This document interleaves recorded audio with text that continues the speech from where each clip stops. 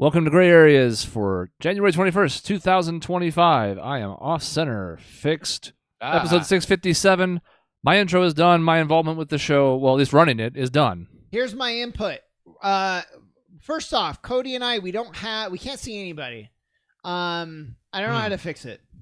I just Probably on assumed the that wrong you, input. It's probably really easy. I just assumed that he knew that, and like I wasn't gonna point it out because I got here late. I know. I always And it would be assume rude he if I knows, walk but in then, and be like, "Hey." But then there are times where like I should let him know, and then I don't, and then we get into trouble. And then you just have to but do that. it's okay. We fixed it. It takes 5 seconds We to fixed just do it now. that. So we've had a lot of people write into the show, and you know I monitor the mailbag, and it's always like, when is he gonna have his day in the sun?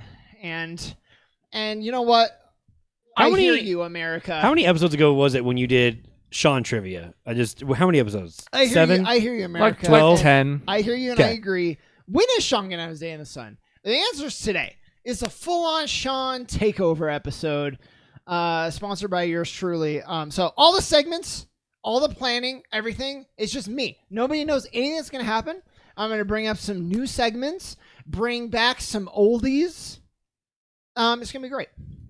Do I have to sit here through this? Yeah, Can you I do. just leave? No, you're contractually obligated to see her. Okay. So, you know what occurred to me is last time I did this, everybody got to go over all their achievements, right? I've achieved nothing. Except one person. The only person who can go over the achievement, me. So I was like, that not anymore. So I'm gonna go over my achievement for once. You're gonna listen to me and what I accomplished. As you take a sip of your bourbon, scotch, whiskey, whatever it is, Yes. and you ramble loudly, and you're a white man, Uh-huh. you really just start to look like Drunk Uncle from SNL.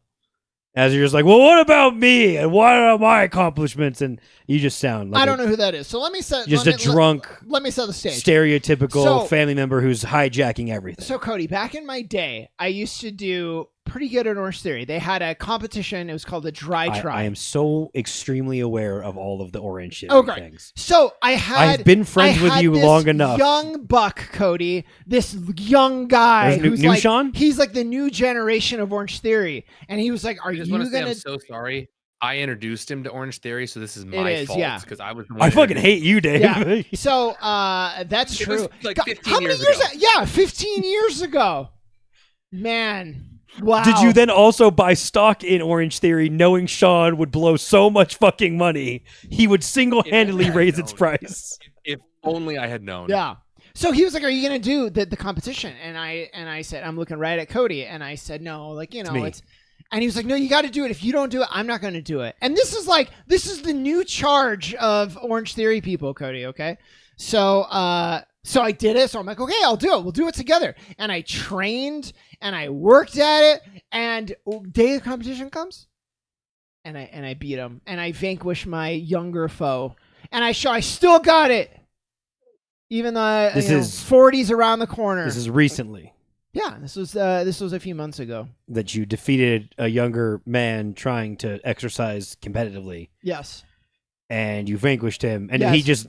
Was it like Loser Leaves Town match? Did he just leave the gym? He left town. He did leave town, actually. Oh, now it doesn't exist anymore. I don't think because of Orange Theory. He's like going to school somewhere else. No, but it's so embarrassing for him that you, a almost 40-year-old man, vanquished him. I did. He couldn't show his face there We were anymore. running next to each other on the thing, too. And I was like, and he was right with me. And I was like, I can keep going. I'm just going to keep going. So anyways, so that's where we started. I just, I had to get that out. And everybody... So what you're saying is you don't have any desire to actually compete at Orange Theory's Olympic Games anymore. You just want to be a dick to someone who's trying to work out I hard. did want it. Well, I was ready to let that go, but I did. He's going to show up having taken like a year's worth of steroids to whip your fucking ass. I fucking hope that's not the case.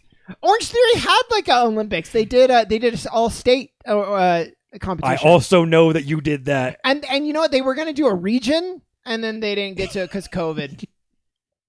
Yeah, that's true. I think he's going to have some kind of new superpower, too. If he's coming back in Season 2, he's going to have some kind of power level upgrade or a new special move, and like, you have to be ready for that, but then you'll get stronger and you'll train. I'm going to try, but now I'm old. So. I like to imagine his name was also Shaun, but it was like the different, more new age spelling, like SEAN. No, like well, just I'm not. New version of Shaun. His name is Fabian, and that tells you like he's kind of exotic, And what you're not? What's your last name? Elters. Isn't that not is that not exotic? Well, there's a hyphen in it, so it is kind of exotic. Exactly. New segment. There's a new segment this week in sayings. So this is just sayings that I hate. I just talk about sayings that I hate, but also ones that I like a lot. Shaun, you're veering into I don't remember what fucking sitcom it is, where the news guy just reads the newspaper on TV. This is you just mentioned how he's turning into like old drunk guy. He's not only turning into old drunk guy, he's turning into old drunk bitter guy. He just says, "These are the things I hate." Right, these are the things that I like. Fuck this young kid. Here's the things I hate. Don't like. Don't say for tomorrow what you can do today. I think that's terrible advice.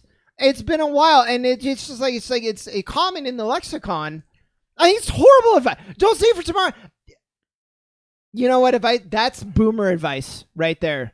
They don't care about mental health. They just like, if you can do it right now, fucking do it. It's like, no, that doesn't make any sense. Dave, do you have any thoughts?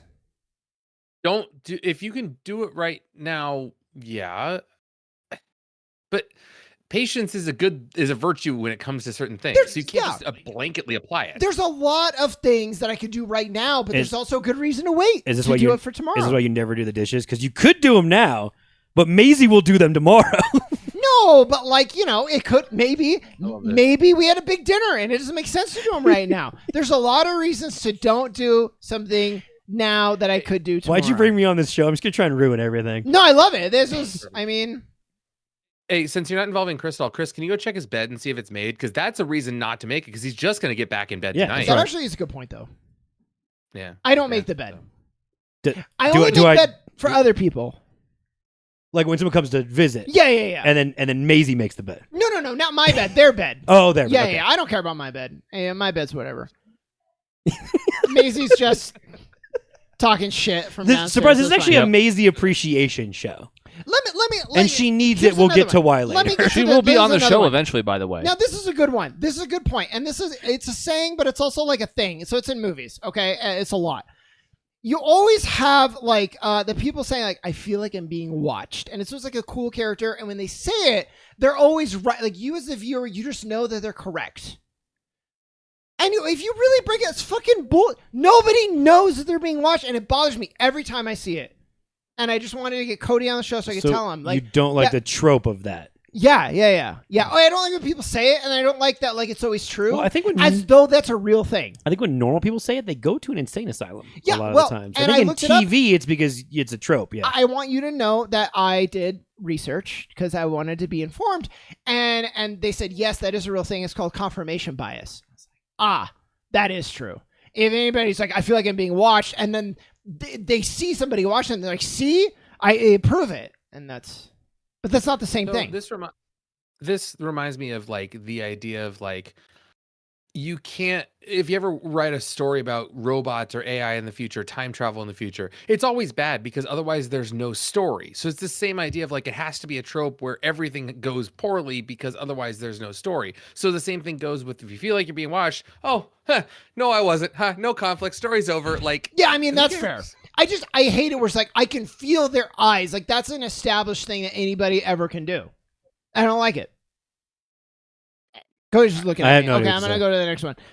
My third one that I hate a lot, it's a Roman salute. That one just has really irked me over the last few days. I can't imagine why. The last 24 hours. Yeah. It's a Roman salute. Oh, yeah. What was I thinking? That's the dumbest excuse. The easy excuse is when the guy says, hey, I'm putting my heart out to you. Yeah, you're awkward as fuck, but like, don't try to say it's a Roman salute. That's just stupid. And of course, the usual thing here applies that we don't have to go into a ton with like, well, the other side does it too. And it's like, it's convenient that you only show still images of other people with their hands in that pose and not a full ass video of someone doing the thing you can't do, which is starting your hand here and then extending it out in a way I don't have to do in the frame. So I'm not going to do it. Yeah. I'm just saying, if I was throwing my heart to people, I don't think it would look like that. Which never existed. The other dumbest thing I think about that is that if someone truly is a believer of that type of belief system, do you really like just throw it out into the universe that blatantly? I see all these different things. There's like, oh, he did like the pyramid sign with his hands, therefore he's part of the Illuminati. It's like, no, if you're in a secret society, you don't blatantly push it out there. Well, if you let the dumbest person in, then maybe they do, and that's how you fuck it all up. Anyways, I thought that was interesting. Things that I love, and I want to hear things you guys love too. I have 3. They're my favorite. Measure twice, cut once. That's a great one. I got that from the challenge, but I use that in my interviews. I don't like it anymore.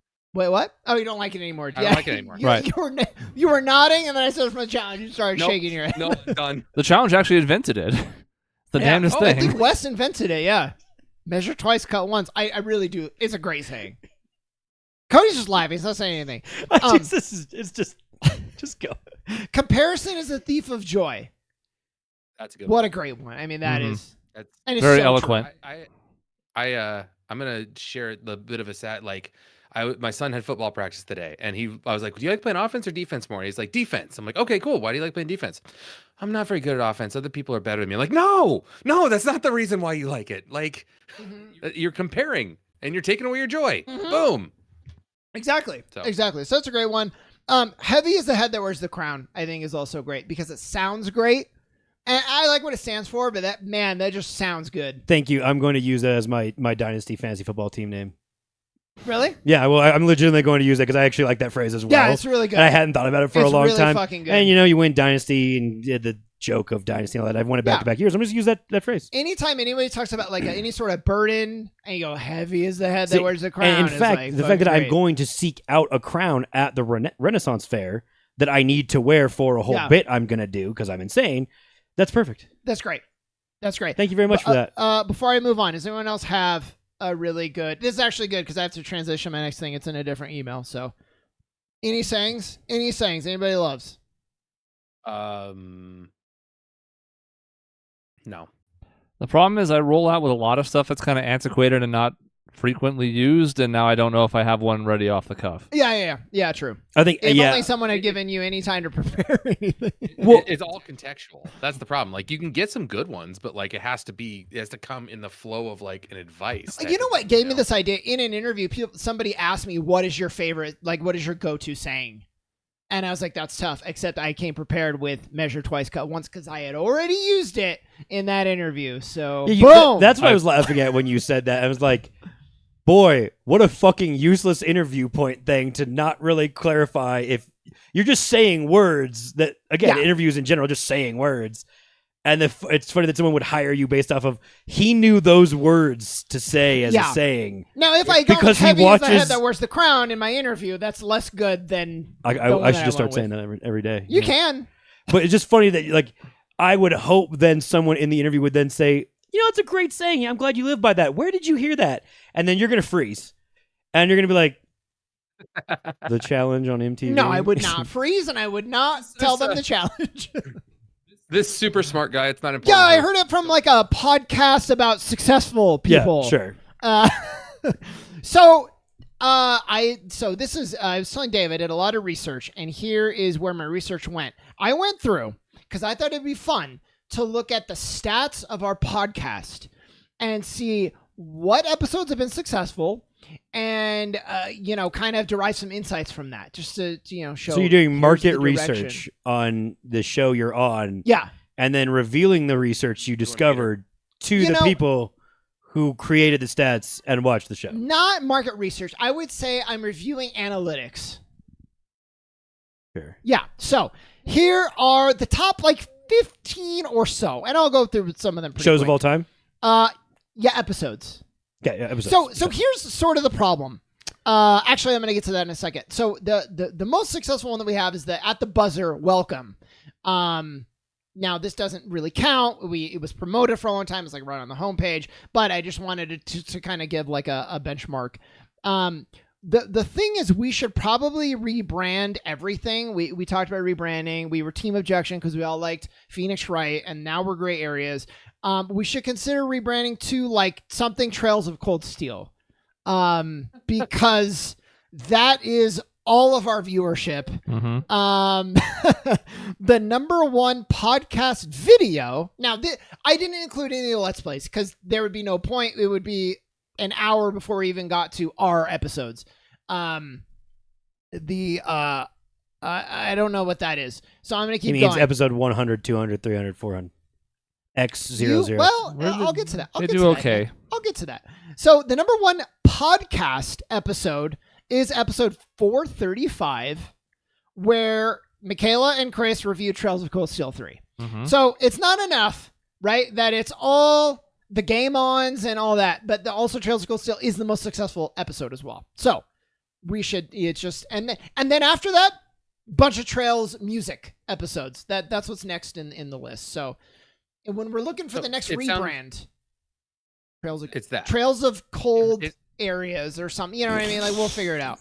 But it sounds like you found the perfect niche of a popular game, but something not a lot of people talked about or played. So then you were the place to go. And its fans are very passionate. At the risk of alienating them that might be tuning in right now, sometimes that passion is good and sometimes it is annoying. Yeah, sometimes they want to kill Michaela, I've heard.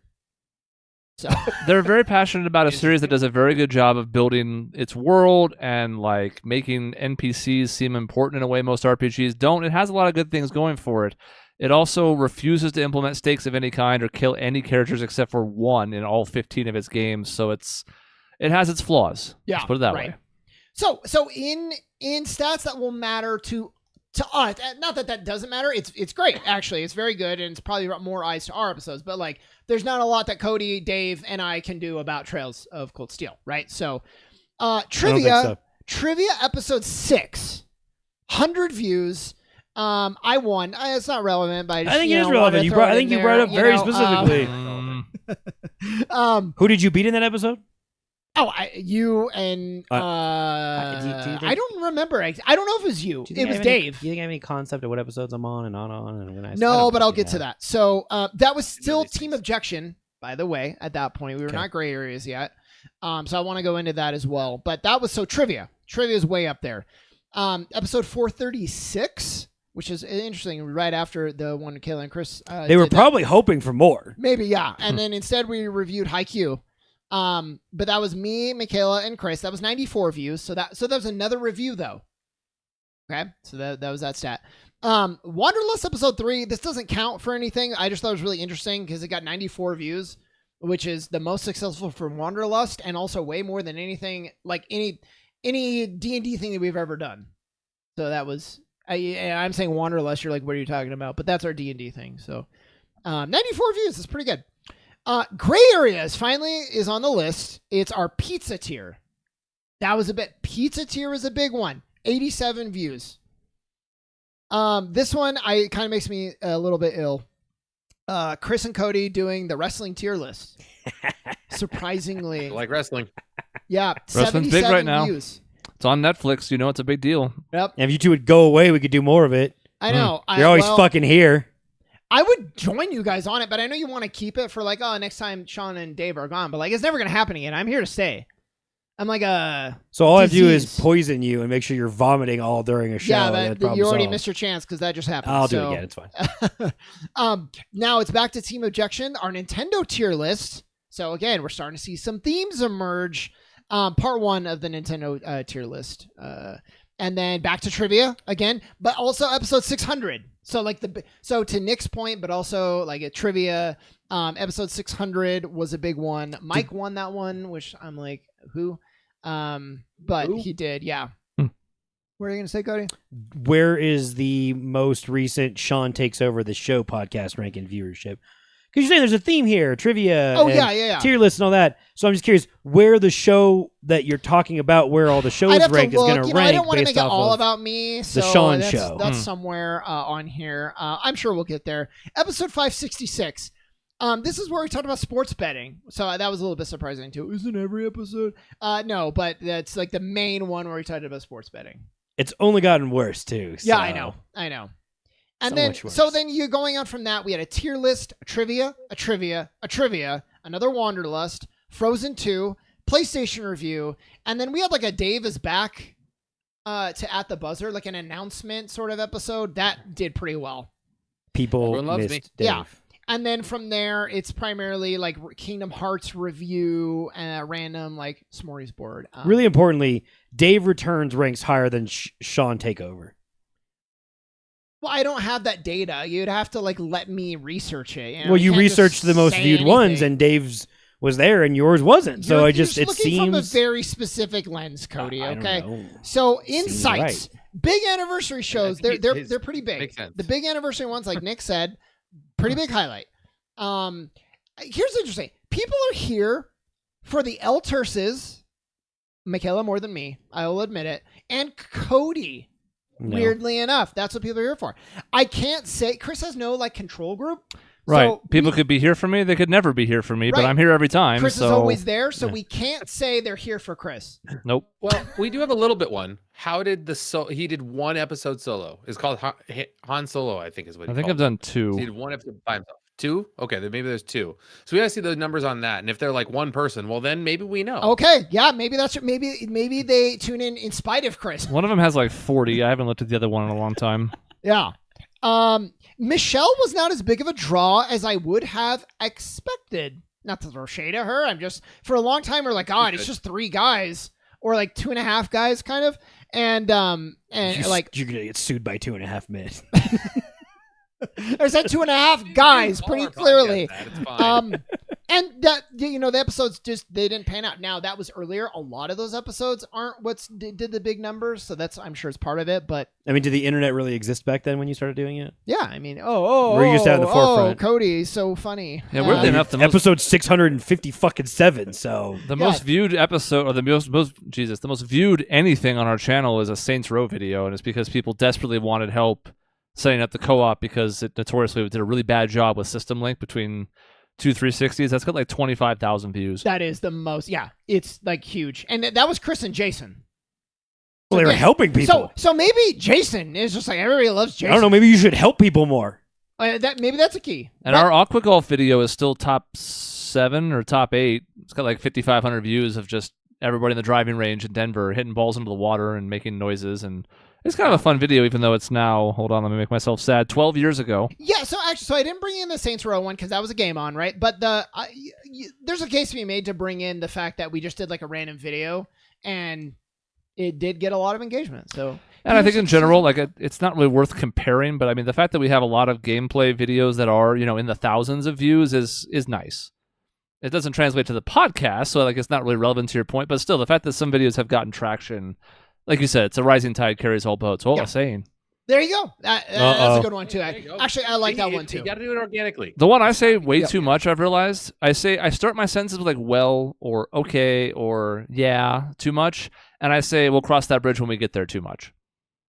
That's a So good one too. I mean, now I'm self-conscious about it because I know I say it probably daily. Oh That shit, one's you a- do say that at work a lot. but yeah. that one's a Oh, good 100%. one. Like, rising tide raises all ships. That's like a really great one. That's not common. But like, we'll cross that bridge. I say that all the time too. That's just a good saying. Can't cross the bridge till we get there. What are you gonna do? Cross the bridge before we get there? Hell no. Yeah. It's stupid. Who does Ridiculous. Yeah. So anyways, and then the last, trivia. So the thing I think is most the takeaway for us, the trivias, the tier lists, and the reviews. Those are all a huge draw. I suspect a part of that is just like it's a really defined like theme. Like it's not some episode where we're covering a bunch of different stuff, so we have to have kind of a general title to capture it all. It's like, here is this review. Well, or 600, trivia. you said the trivia. That's when we had, like, it wasn't our normal, like, 3 of us playing against It was each the other. It a bunch live of people. one where everybody It was played. a live one with everybody, so that's why that's going to inherently be, rise up a bit. too. A Kinda. little bit. We did a lot of promotion for that one too. Yeah. Well, the other thing I'll say is this. People have commented a couple times in the past that those are also good ones to watch after the fact. Yeah. Because you can tune into those whenever. And they're not super timely. There's occasionally some timely questions, but I've actually had people talk about how YouTube's auto generation of thumbnails will often put the end scores there. So I have to go back and modify the thumbnail so it doesn't show the results. Because people want to watch it after the fact, which is good and helps drive engagement. But then they see the scores and know who won already at the end.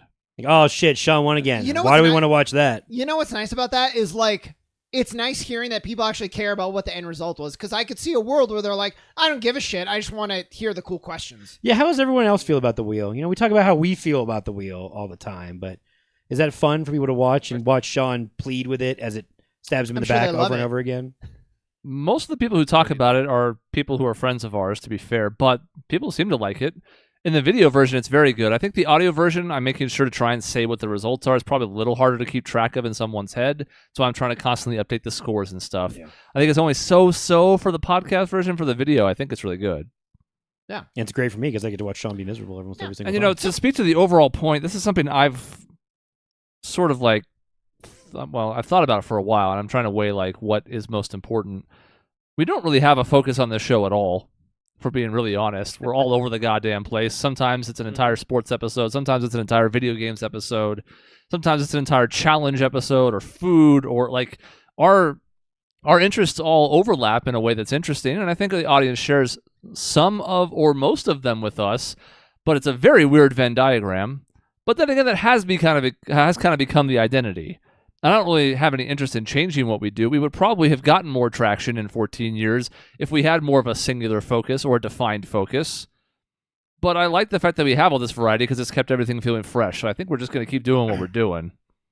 At the end of the day, my biggest draw is doing this with my friends and doing things that we have fun with. So if I have to make exceptions to try to find something Dave will talk about, then I'll do it, I'm always the issue, huh? I mean, when it comes to pop culture, I would say modern pop culture, maybe not your biggest strength. That's the nicest way you could have possibly said See, that. I'm working on it. I mean, it's not helping, but it... Well... We'll cross that bridge when we get there. Yeah, we'll cross that bridge later. We'll cross that bridge and push you off when we get there. Heavy is the head. Speaking of that, speaking of pop culture, I want to bring back an old segment, This Week in Pop Culture, where I talk about pop culture things. And so earlier I told Cody, Suicide Squad has finished the game, the horrible abomination. It's already done. And just what I want to tell you, I don't know if you had heard this, they finished the story.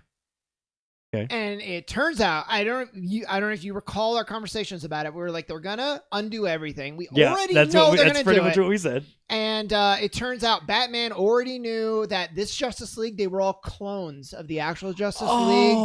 So all the Justice League people that you kill, they were just clones by Brainiac. And so he brainwashed his clones, which means they were kind of just them as not really brainwashed. They're just them as clones who were evil, and it all turns out to be a mini multiverse where nothing fucking mattered. Yeah, kind of. Which is really fitting for the fucking game, to be fair. And this allows them to basically say none of that, mattered. If Rocksteady stays alive as a studio, they can go back to whatever Batman game and be like, yeah, that was all. Batman was 3 steps ahead. And it doesn't undo all the negative feelings. And so it's just stupid. It's just the whole thing. It's over. We can tie a ribbon on it now and just say one of the worst gaming ventures we've ever seen.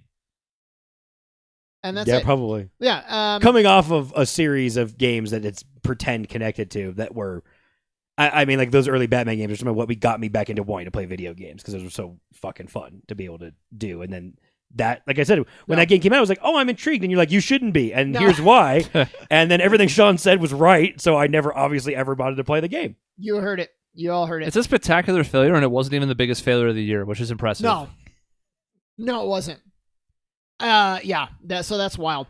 I don't know how many people, and this might be really quick, but I thought that the movie Better Man looked like one of the worst movie pitches I've ever seen in my life.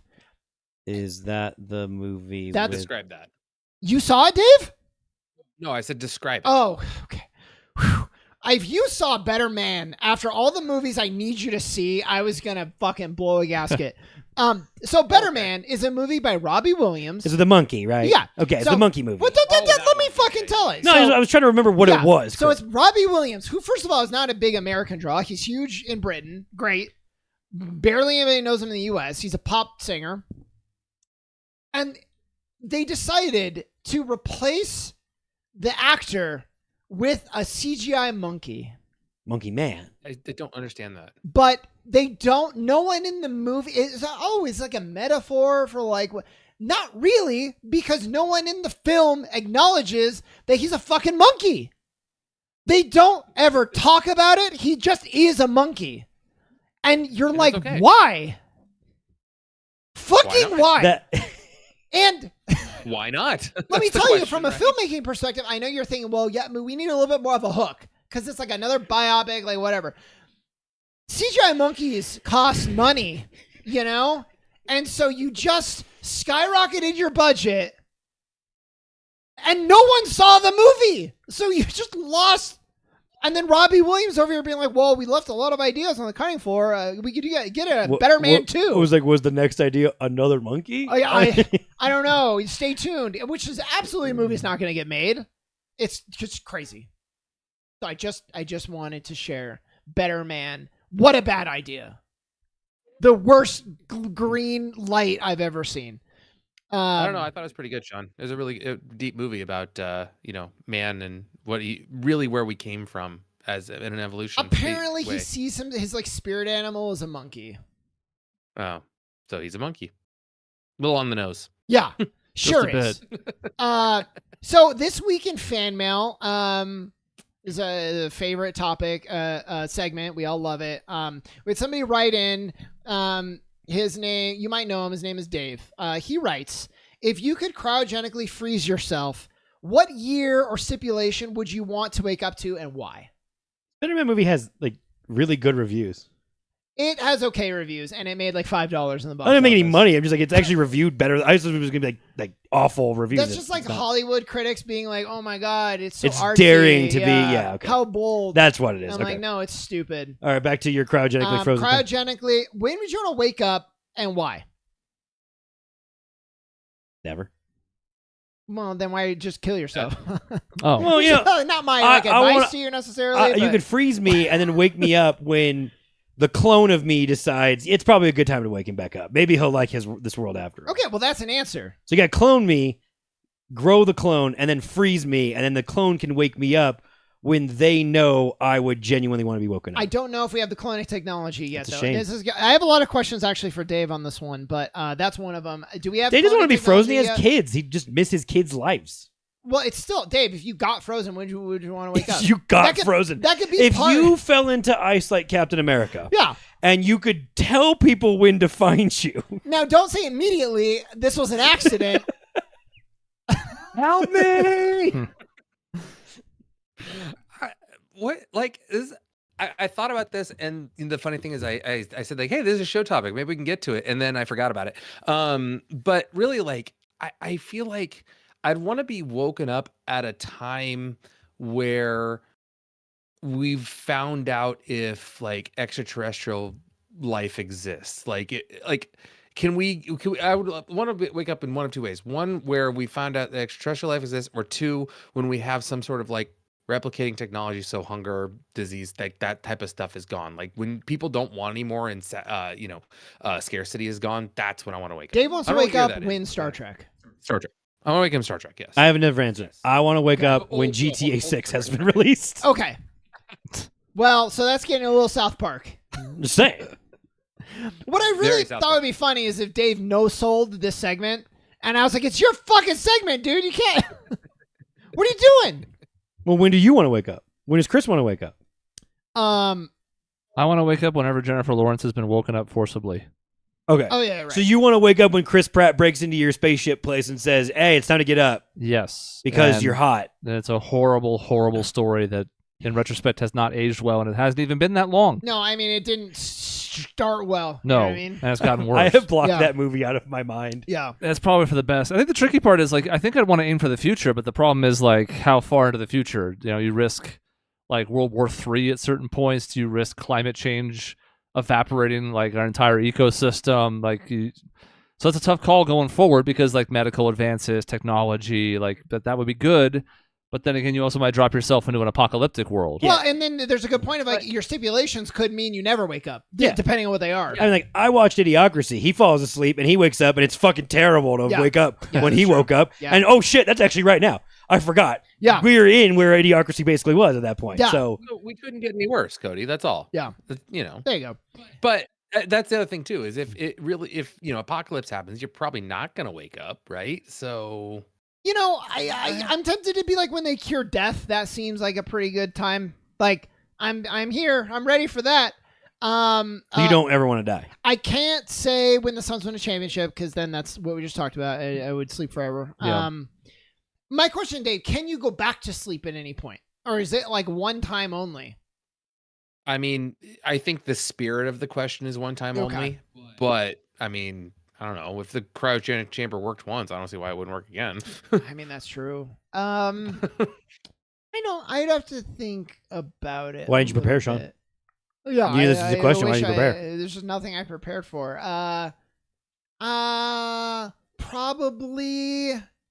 Because the reason I asked if I could wake up at any time is like I would want to keep waking up when like big franchises that I care about release like their next installment. You know, whether it's a movie. So I just said that I want to wake up when GTA 6 comes out, and then you basically said the no, same but like, idea thing. When fucking Game of Thrones, the finale book comes out. You're never I don't know waking how up. George Martin is going to outlive me. You're never, ever waking up. Or like... You better hope they cure death so George can actually make it. It's intertwined. It'd be really funny if like the system worked that way and then you just went to sleep and you immediately woke up and you're like, yeah, he's actually written it, but he hasn't released it. So technically, we had to wake you up. Yeah, that's true. Oh, you got to be specific in that contract. I want to be woken up when it's available for public consumption. But like Witcher 5 or like the big Avengers movie, because I still care for some reason. Yeah, that sounds fun. Yeah. So those are the so then and then I go back to sleep. My family's like, oh, do you want to spend time with us? And I'm like, no. I want to wake up when my retirement have made enough money to where I don't have to work anymore. Inflation will kill you. You're right. I'm fucked. I wonder if they Thanks for telling me I'll never retire, but if you Dave. could do it, maybe they would like freeze it so you don't get like a Futurama situation. Like you can't your funds like you can't just game the system. Like there's a freeze on its growth for while you're asleep. That's not fair. Well, I don't know. I want to go, Shaun. You said you basically want to be frozen until like the next like big release of some show, whatever it is. Wouldn't that just be a letdown not having the build up to it? You just have like instant, okay, hey, let's move on. And then you watch and then you like, I feel like there's something to being excited about something, about having that build up to something you're excited about. If you just neuter that process, wake that me up sucks. 2 weeks before it comes out. That's a good point. Oh, okay. Yeah, well, on the flip side, you wait for something for fucking 15 years and you're like, this is too much. And you're so excited for so long that you stop being excited. That's the flip side. Yeah, somebody got excited for like being cryogenically frozen for, say, Zoolander 2, and they were very much let down. Yeah, I mean that's the other side of it. And that's what's going to happen to Shaun when he goes to sleep waiting for Avengers 1.2.0 or whatever the fuck version of the Avengers they are. It's not good. Yeah. And Shaun wakes up and is like, why did I wake up for this? You know what? We didn't go over my stats. Enough about Dave. Let's get back to me really quick. So I just wanted to last year we did our end of the year thing, and this is only going to take 2 seconds. Then I have another topic. I didn't go over my stats. I did all which I've been doing. So just really quick, just so everybody can write it down, so the stakeholders are happy. So Dave, last year I played 50 games, ranging from about 3 hours to 85 hours. 85 is like the long version. Why did you direct it at Dave? So Dave, I played 50 games. Yeah. Last year, so 2023, there's 35 games. So I really like increased it. I'm peaking right now, in my career. If you look back at my career, you're like, he's in his prime right now. Of playing games. Yeah. It's 50 games over. That's 15 more games. So you're a new game every week. Week? Yeah, basically week. Yeah. Just about. Yeah. Just about, yeah. It's his definition of playing a game is kind of iffy at best. What do you mean? Hey, I played a game because I put it in my system. Hooray! You fucking wish. I have to beat the game. And you know what? Because I'm a psychopath, I don't even do a game where I'm like, I played this game. I got about halfway through, and I was like, you know what? My time is done with it.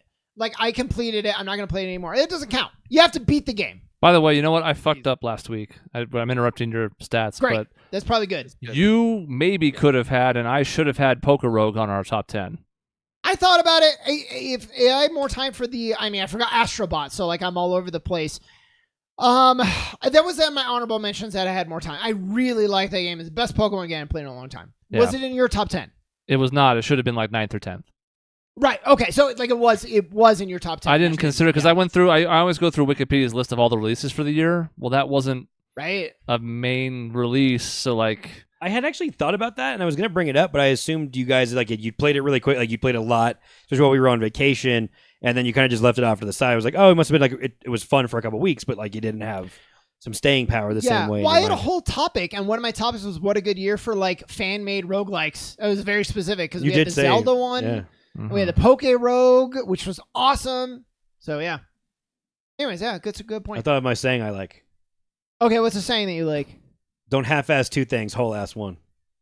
I really like that saying that Ron says on Parks and Rec. I have like genuinely like forever loved that saying since I was he said gonna it. say it's a little like Southern, but I like it.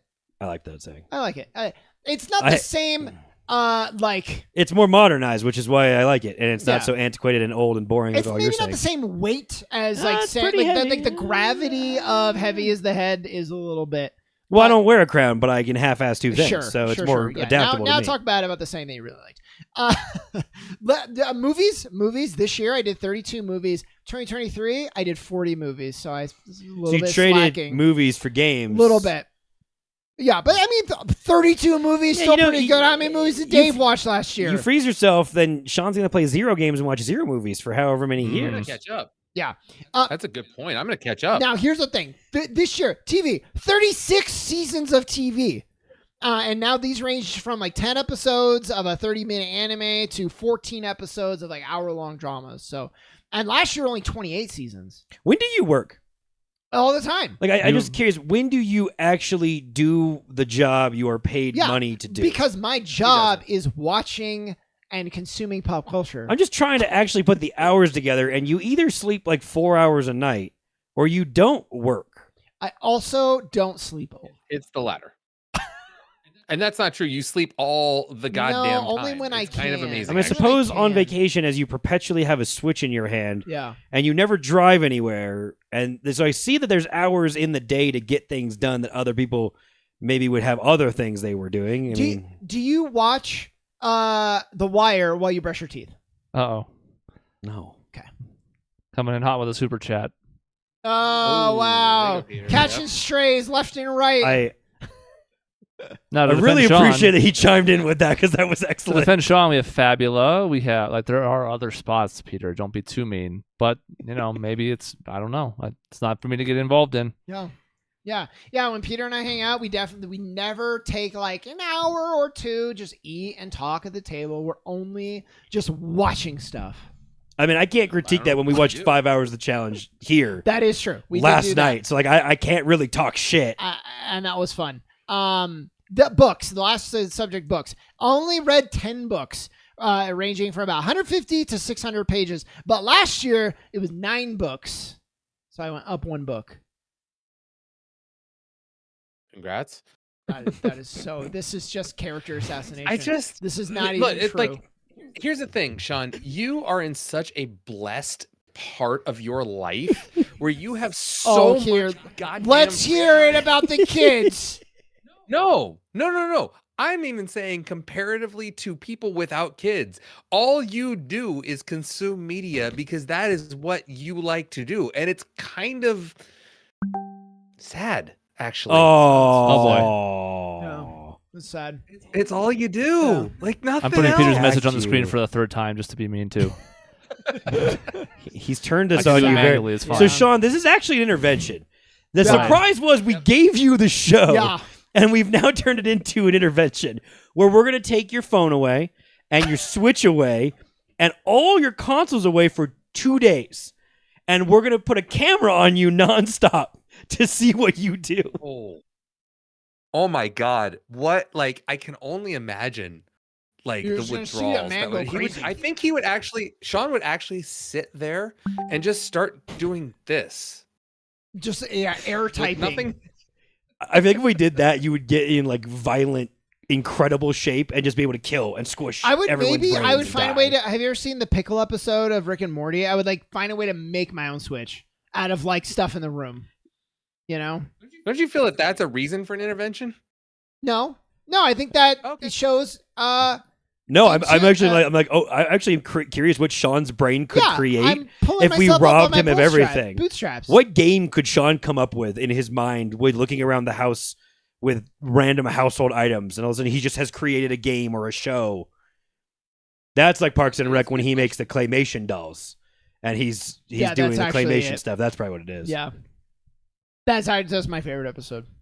And that's probably that was supposed to be an insult. I relate to it. I'm actually just very impressed that he has the time to be able to do this, because I think to myself, I'm like, why don't I play more video games? Why don't I watch more shows or movies? And why don't I do those things? And I'm like, is it just because I'm lazy? And I'm like, I'm happy to live in my cycle world of where I rewatch stuff as like background noise while I'm doing whatever. I mean, I waste so much fucking time on fantasy football and watching a bunch of football during the fall. So like, the easy answer is like, how much time do you guys watch? Spend a year watching sports? Yeah, and that's what I'm thinking in my brain. I'm like, holy shit! I watch so many fucking hours of the NFL during the NFL season. Dave would rather keep watching teams that never win at anything. And how many hours of his life? But that's not sad. That's great. That's why I'm rolling back my critique of like, oh fuck, if I watch 9 hours of football at least every week across 17, 18 weeks, it's like, wow, I could have played a lot of video games or watched a lot of shows or movies in that same time span, which is just replacing the hours where you have found the time to do all the things you said. Yeah.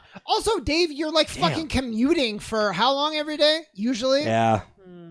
45 minutes. Which again is not... Yeah. That's not sad, though. I actually think that that's great. What a great thing that you have 90 minutes of commuting every day. I think we should all aspire to that instead. I'm going to quit my job so I can find a long commute. This is an interesting tactic, because I think Shaun was engendering sympathy, and now the guy who can work from home is attacking the people that cannot work from home. That's a bold strategy, Cotton. Let's see if that one pays off for him. I was like, wait, you're critiquing... He's the one that said it was sad. You know what? That's just kind of pathetic. I think is pathetic? But then it goes to Dave's point of where he wasn't even being mean. He's like, you're blessed that you have the time to be able to do that. And I actually didn't. I don't know. Maybe Dave was being a smartass about that. I didn't think he was being a smartass about it. And now I'm regretting trying to come to his defense. Because his fucking face right now tells me. Dave was like, I think that's fucking pathetic. Was that, do you think, was that? You're right. He did finish the sentence. Was that the genuine part? Because I missed it, maybe. I didn't start that sentence that way. I didn't intend to. No, but you sure ended it that way. You did go off on a journey. All of a sudden, it took a really bad turn, which is what your brain was like. I'm just gonna like. Your brain was probably what word, and then pathetic just split out. And for some reason, I can only remember that part of the sentence. See, I heard him saying, "You're at a blessed time of your life," and then you're gonna say, "Don't start with the kids," and it's like, I thought he was gonna go a nice direction there, and then he did it, and then you critique the 90 minutes of time driving. Saying, the road to hell is paved with good intentions. That's another one. It was a little bit of Shaun saying to me, "Hey, don't go on with the kids," which I wasn't gonna go, and then I had to attack. So it's your because fault. he gaslighted you with the kids. He got you. To be fair, you were winding up for another. Yeah. Just wait till you have kids. Dave, why doesn't your car just fully drive itself yet, so you can play Switch while you're driving? I preemptively struck. That'll never let it happen. They won't let it happen. No one will let it happen. happen. What won't let it happen? He should play games from his Tesla. Yeah, and then he just auto drives. He just plays Switch while he's driving. Yeah, it doesn't work that way. The good news, Dave, is Shaun's not going to have a lot of time for deep contemplation because he's going to play 74 video games and watch 65 movies this year. So that's true. This will slip away eventually. So this conversation will just be the same thing next year. We'll go to the same exact topic. Yeah, I will have forgotten this conversation. Right, actually. And that's the beauty not of all until you this. go back and watch the episode for the stat keeping. Then you'll have refreshed it in your mind. When you think about it, the content's just going to keep getting easier for us because we can just keep looping. Yeah, cyclical things, yearly things, decade later things, and then we can do it again 10 years later, a year later. It's all just going to be more content. Well, Chris, Chris asked me, like, hey, are you good for the show? And I was like, yeah, I don't think we'll even get to half of what I had planned. And we got to a quarter. We got to like a third. Okay. So we can keep going. No, we can't because we got to do challenge stuff. You said at 9 o'clock. It's 8:51. No, you said no. You said that was a last ditch effort. Yeah, I said That was like a last. I prayer said thing. 9 was like the latest. This was an organic stopping point. We still have to get Maisie's ass up here. So Yeah, you're right. I The think- loser has to get her ass up yeah, here. I think now is a good time to transition to the challenge. Maisie's screaming. Another thing Shaun won, by the way. Well, we'll Maybe. get to that because there's a debate. You know, so there's interesting. When Rocky was fighting Mason Dixon, Mason the Line Dixon, yes. yeah, in Rocky Balboa, Yes, that's he the said name. there was behind the scenes. I thought was so cool. He's saying the real boxer, professional, doesn't want me to actually hit him for Yeah, real. Antonio Tarver, right? Yeah, Please. I, actor, want the real punches. And so right now, Cody, we're in a situation where I want to give you the win. And we'll get into all this. We're just vamping for Maisie. You want to give me the win. And so we're in this weird situation. Because I didn't earn it. Well, right. So we're going to get to all of that. Bye, Dave. Dave is Bye. going to stay here. I had questions for this. Where did they go? He's back there. There she Oh, is. you told me there wasn't a camera. Oh, okay, bye. Okay, good. Oh, what? No, be on camera. Surprise. No, I'm. Who gives a fuck? You got to be on the camera. That wasn't part of the deal. Okay. Well, she's here, and she should be on camera. She So- might be here. Anyways. Okay, so the season 40, the challenge wrapped up. This is a big deal. We talked about earlier. Season 40, big milestone. They really put a lot of effort in it. They invited all back the OGs. So it's really good. So it's concluded. It's over now. What did you think about the season overall? Me and Raya talked about it a lot after we got home last night, and I think I'm not going to let the last gimmicky shit we didn't like spoil it. That was a really fun season. It's fun that we watched it all together, like every single episode together as well. I think that lends itself to a lot of it. But like having looked back on it, I'm like, I liked a lot of the choices they made to go that heavy of a cast, to purge it right away, which is pretty funny because you purge a bunch of people who sucked anyway, who were really just filler onto it to get a check for a game. It's like, hey, remember them? And it's like, you know what? I only need 2 or 3 episodes of some of those people to be like, oh yeah, I remember when they were on it like 25 years ago. And then we kind of just cycled them back out. A lot of them have been around on the All-Stars anyways. But I think overall, I'm like, you know what? That was pretty solid from a like challenge, like the challenges themselves standpoint. I know we're getting away from some of the physical stuff, especially in eliminations, but overall, I was like, I felt pretty good, especially after not really liking USA's and not liking Worlds and some of the recent ones we've done. And Maisie hates that we're getting away from Physical murder. the physical. Oh yeah, because I watched the like older seasons, and then now I'm watching Survivor, where and obviously it's early 2000s still where I am in Survivor, but it's very physical, and I hate this fucking. Am I allowed to say like woke ass shit? Oh boy. Yes, you Yeah, are. she gets up. She's like, man. it's so woke now. Oh no.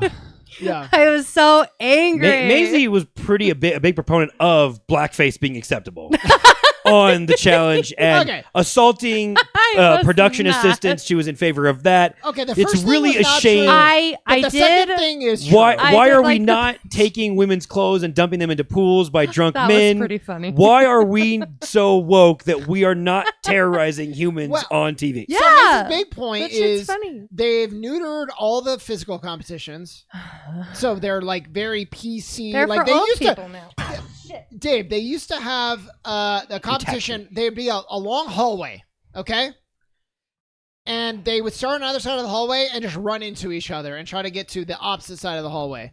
Okay, and it was great. So It literally Oklahoma drill, So- 100%, Yeah, it Dave. Thank was- you, exactly. It was, but no pads or limited pads. It was limited pads and it became mostly full pads. Yeah. And then yeah, it became doesn't exist at one anymore. point they were wearing like football gear, and then the last level it was like once Fessy fucking destroyed one of the guy's helmets. It was like, Well, he okay, broke this is somebody's hand. canceled. So, like, on one hand, I get why they're taking it back, but on the other, it's like it's like you guys are making like a not bajillion probably dollars. that much money, actually, really.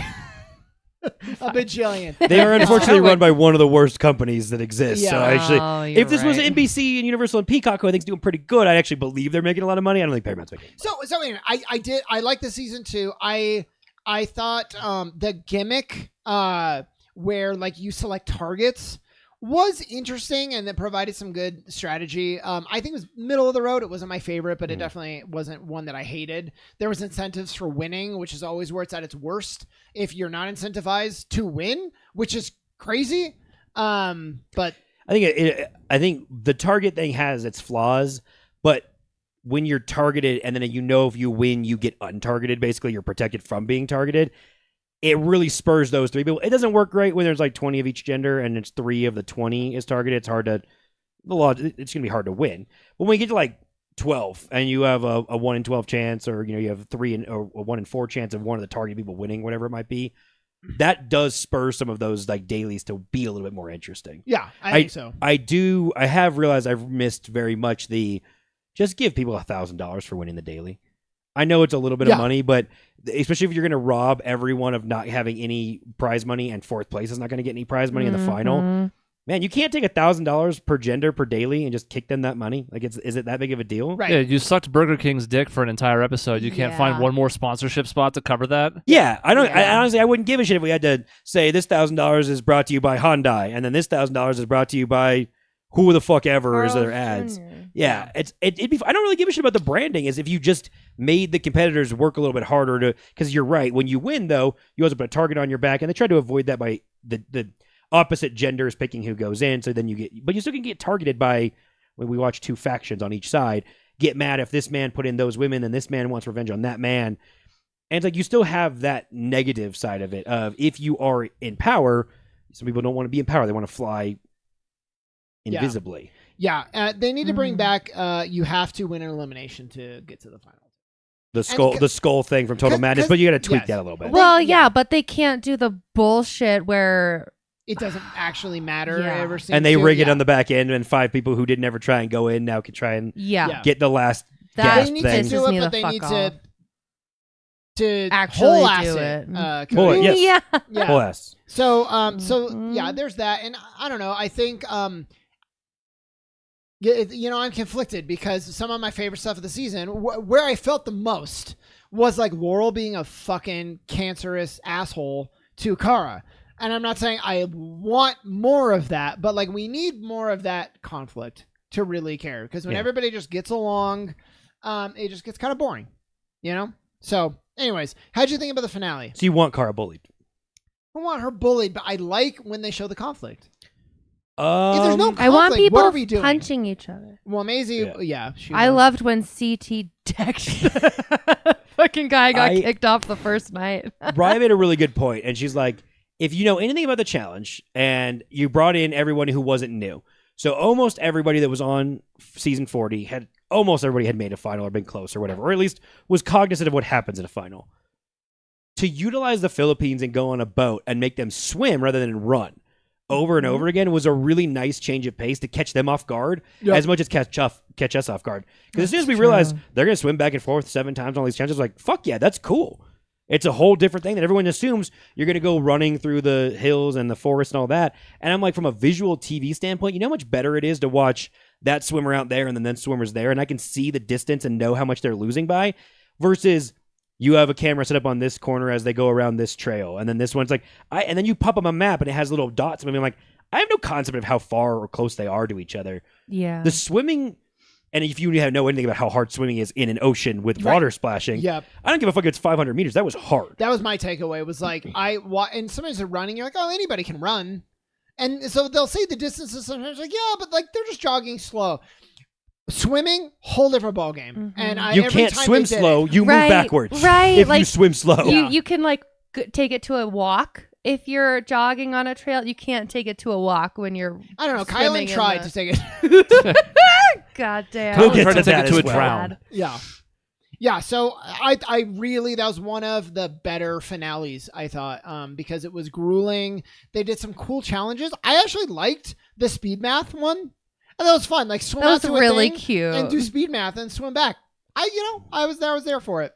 Yeah. The overnight thing seemed fucking brutal, which is what I want, which is to never want to do that. If that that would be so terrible. They did leave out any eating challenge though in the final. I was disappointed. They did, yeah. I was bummed out when you guys were like, "Oh, we're going to the island," and then they did math instead of eating. And I'm like, oh no, that means we're not going to have to eat Well, and I was like, anything. just wait, Cody, because I think when they get back to the boat, it's going to be the... Yeah. And then they didn't. It was over. It I did wondered feel if like that was second because of they the eased swimming. back. Oh, yeah? Do you think... Oh, because the food in the tongue. If they're doing all sorts of stuff that's gonna fuck with people's stomachs and then making them swim, Good. Yeah. So- I guess. But then you risk like somebody get like stuck out there and now they're like vomiting. Good. and, like- Right, vomiting, Yeah. inhaling salt water, Right, vomiting. like, that's what I inhaling want. salt- what I Well, want. sure. A monster. Yeah. So I thought it was really good. Let's do our rankings. So we had, if you remember, a whole draft where we selected a team of competitors. We were going to give out points for men and women based on how far they made it into the final. And we did And in that. fourth place, Yeah. drum roll. Oh, yeah. Last Me. Maisie was out. She didn't bring anyone to the final. Her 1-1 was My out in number like week one- 3, I think. My or 4. very first one was out the first day. Okay, that's even worse. Yep. My OG, my gal that I had fucking prayed would at least do okay, got eliminated right before the final. Mm-hmm. And we elected to give replacements for half points and then quarter points. And even still. And Maisie went through of a 40-person cast, which was really 32 realistically, but a 40-person cast, she ate up 8 of the people. And none of the 8 Still couldn't made the make final. the final. Them made it to the Now, final. granted, obviously, as we looked at the 8 people that made the final were 4 drafted in, or 3, sorry, 3 drafted in the first round of our draft, and then 2 were drafted in the second round, 1 was drafted in the third, and then 2 were drafted in the fourth. Wow. So Nice. you had Michelle and I had Derek in the fourth as our 2 of our last picks, Yeah. basically that made the final out of that. Otherwise, me, you, and Raya all got our first round picks in. I got my second, and you got your second. And 'cause what was yours the nice Jenny. thing you said about me? You said I had the most value of my draft pick with Michelle. Yes, yeah. I mean, Shaun made the best pick. I mean, you draft someone that late who finishes Yeah. second, in my opinion, finishes second Oh, yeah. realistically as the I don't know. You technically picked that person because we did our little trade, and so I think you drafted her 15th of the 16 people we picked. Yeah. Wow. You drafted her. So the second to last person picked of the entire draft, you got a second place in the women. That's Yeah. really It good. was really good. Actually, let's talk about this really quick, and then it'll kind of flow into the final standings. Just to critique the karma vote. So what they did was, if you went home, you got to vote. You got to attribute points to the cast, and what we found out in the finale was that was worth 2 of the 9 ultimately checkpoints. So people going home arbitrarily getting to vote, giving people points that would drastically affect their performance in the finale, I think is just the fucking worst idea that I've seen in any of these shows. I've watched a lot of Survivor, so Amazing's watched a ton of Survivor. I've watched Big Brother, Amazing Race, and The Challenge. This is the worst idea I've ever seen out of any of them. Yeah, I mean, this game is so political, and not even political like logically. It's just on a whim feeling of I hate that bitch is basically how a lot of people, and I've hated that bitch for 20 years is an unfortunate way a lot of people approach this game. Or for Michelle's take, who we're going to get into, and she dropped down because of it. She wasn't part of the original group of them. She's an Era 4 person, and then she'd been on Survivor, so they're like, yeah, fuck her. She thinks she can come in and do whatever. You're not critiquing them based off of anything they've done or in their skill or ability. It's just like, I don't like her, so I'm going to give her a low score. And the funniest example we have of that is one person who grew close with Tori over the season because Cara stayed in until almost the end, gives Tori a 5. Her boyfriend, fiance, husband, whatever, who's gone in 4 episodes, gives her a 1. Because at the point in which Paulie, Cara's husband, boyfriend, understood their relationship with Tori, it was, fuck her, we hate her. Yeah. Cara goes through the entire season, develops a really good working relationship, votes a 5 for Tori. Kara's the most informed person on the voting because she's the last person into the final. Kara's votes, for what they matter, I'm going to guess kind of reflect realistically a lot of the season. She gave Bananas a pretty low point because he was being a dick all year. Not even just to her. He was just being a dick on the show most of the time. So she gave him a pretty low score. And as Shaun, we talked about, like, as the show ended, it's like, it's not even you have X number of 5s for good, you like them, or 1s. You could just give everyone 3s. And I was like, you could hijack this premise and give everyone a 3 and say, I'm not going to impact it. Yeah. They can all fucking tie. It's like you don't even rank them to where the point standings work for who's left on the show. You have even more weirder, I guess, as I thought about it. It's like you have more people voting for you the longer you got into the show, because right? I'm not crazy in thinking how that works, right? Like if someone they vote for everybody, but if you were late in the game, you're only voting for like 7. Cara only votes for the finalists. Is she voting for the people? Because they're voting for people when they didn't know if they were going to get to the final or not. So I think you made the point of they're voting based off of 1/4 of the show, 1/2 of the show. Not knowing anything. Not knowing shit about who gets there. Cara knows the people who made the fucking final. Yeah. Mm-hmm. Cara, if Cara knows this all of a sudden, they're in the final. It's kind of weird that you let her vote because you're telling her this impacts the final and she knows who the fuck's in it. Yeah. The third person eliminated Huh? is just voting for everybody. They don't know who the fuck's going to make it. They could have assumptions that Jordan's going to make it or Banana's going to make it. They don't factually know who the fuck it is. Cara could have done exactly what I said. And that's why, like, I think, like, Leroy, who was gone right away, because of course he was, because he sucks, he was like, oh, Bananas, you won enough. And he gave him, like, a 1. What the fuck is the point of that? But if you were at the end and you knew he was a finalist, would you vote the same way? I would think probably not. It's very different if you're guessing what's going to happen and it's kind of not real, and then you know he's in the final at the end. And so the whole premise was bad. And you guys made an excellent point with Survivor bringing people back who'd at least been halfway through the game and doing a tribute or the vote and what would you call it? I can't remember. The jury. The jury. Thank you. Yep. That makes a lot more sense if you're desperate to have this impacted. And yeah, it's a weird vibe for this era thing. You also put people in teams. You literally designated people by eras. So inherently, I'm like, well, if I'm on era 2, what did I get everyone 5s if I like my era and I want them to do better? Right. Not knowing shit about what it's going to really do. It's like, well, I'm just going to vote for my era to do better. I don't know. And then Rachel, she benefits from that because her era did the worst. So she has more people theoretically going to vote her high because they were on her team. Exactly. And that was my last point about this was the funniest shit is to have helped your people. Michelle and Kylan are the best example of this. Michelle helps Kylan. Kylan helps Michelle get to the final. They don't vote on each other on their points. Right. If you have all your friends in your fucking final, you're not getting those karma points from your literal friends. Yep. If you fuck everyone over you don't like and make sure they get eliminated, you're going to get to the final and on some people are going to get mostly low scores because the high score people you're friends with can't fucking vote for you. So your social game hurts you. Exactly. When it was the whole point was you're gonna have a good social social game. Point. Yeah. Is Michelle if Michelle's out in Cara's spot, Michelle's giving Kylan to 5, right? Yeah. Does that I don't know the total points, but does that bump Kylan up an extra spot because he got a 5 rather than a 3? This is why somebody like had an idea in one of the boardroom meetings and like, let's run with it, and they didn't take it all the way through its paces. No. Right, because at its base level it makes sense, right? Yeah. Like, if somebody's being a bitch all season, this is a chance for people to get back at them. It's like, but you really didn't run through the permutations. No again, it's like if you're a bitch all season, not the first 2 days. Yeah, and you get eliminated. They're rewarding safe play, which is not really what the producers want. They want the big move plays. And I know that every time Bananas is on screen saying, I'm going to take the money and run, like that was the best thing for their ratings that could have ever happened. Mm-hmm. And it was the shittiest move in the game. And that's what they want. So don't encourage safe play when it's not going to help you. So anyways, let's get to the final thing here. So the final rankings. So I'm going to do it without karma points first to start. Okay. This is the natural order of how they finished, blah, blah, blah. Their points, forces, and the final across 7 categories. First place in the category got you 4, 3, 2, 1, all the way down. Fourth is 1 point. For the men, which thankfully didn't get impacted by the karma thing, so I'll start there. Jordan, who Raya picked, number 1 overall. We all said was going to win the show. I told everyone on the challenge tier ranking he was the greatest challenge player of all time. I'm fucking right now. So thankfully I said that, and then he won the fucking show. That's supposed to be the whole era's thing. He won, blew everybody away. It wasn't even close. Wasn't close. Was not systematically destroyed every person. He basically finished first in all 6 of the actual physical versions and then didn't win the coin counting in the middle of the night. Yeah.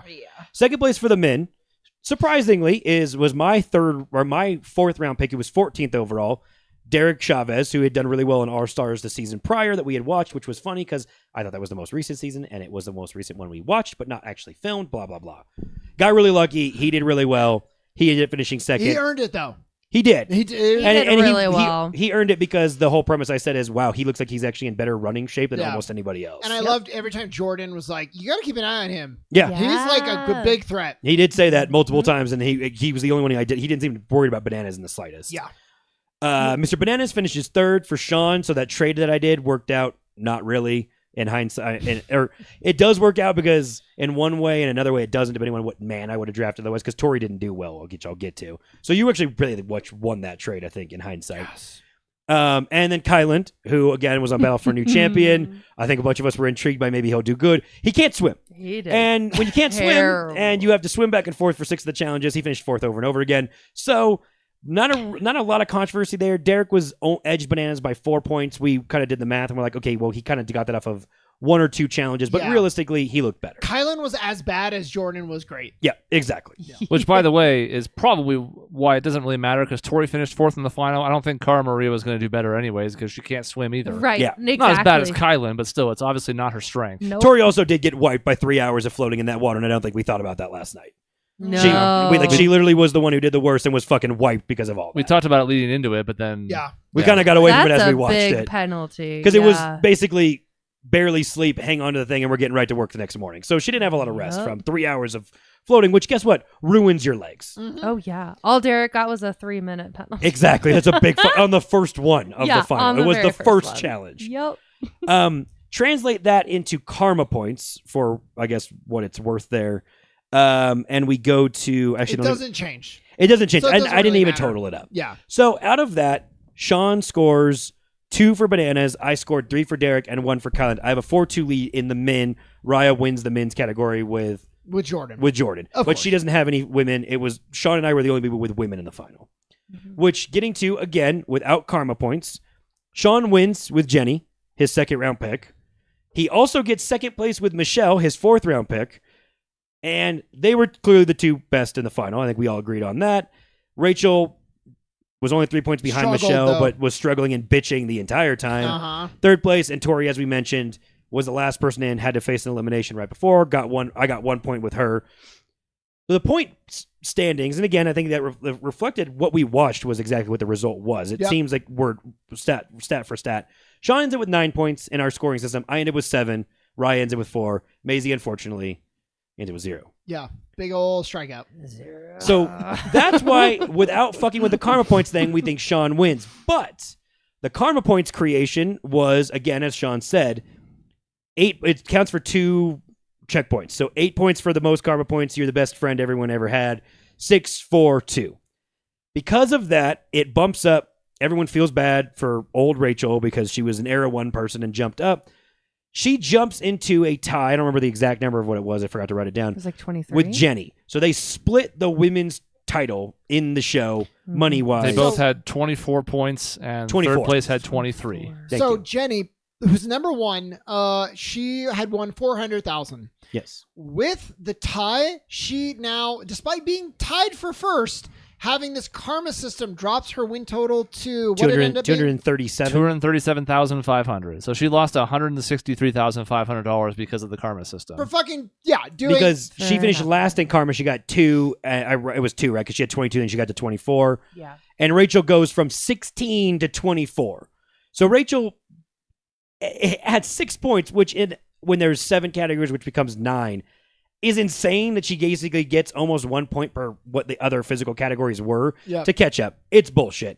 Furthermore, Shaun also then not only loses his outright first place, his 2nd place woman falls to 3rd, who ended up with 23 points because I think she got 3rd in karma points. She got 4 for her 19. Yep. Yeah. So Shaun gets massively wrecked in this karma point system for our draft, and I jump one of the women who finished 3rd up to tie for 1st. That means Shaun ends up with 7.5. I end up with 8.5.